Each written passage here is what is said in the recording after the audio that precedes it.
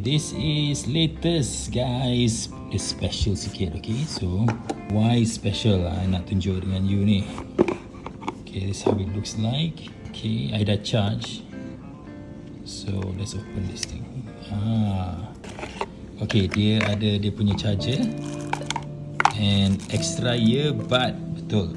Kadang-kadang you nak pergi jogging kan, the earbud is over here. Tengok. So this is a Bluetooth earbud. Look. So there's one. So dia sebelah dekat sini. Yeah. So I'm gonna show you how to use it. So ini dia ada all the usual function. Go back here. Okay.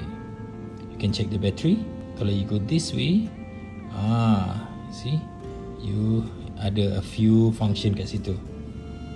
Few function. You can find your phone kalau you connect your phone. Okay, gini.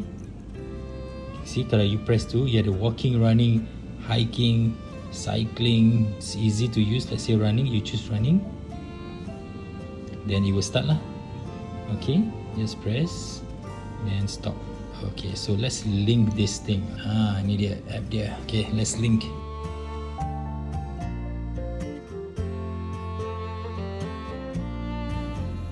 Okay, so now Bluetooth. Okay, visit as a guest. 89. Next step, I want 10,000 steps. Okay, so now it's searching. Yeah.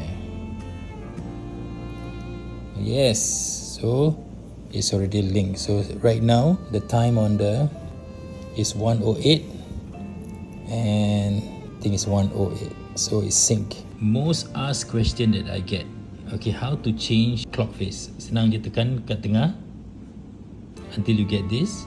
So you can choose whichever clock face yang you nak. Whoa, this is exciting.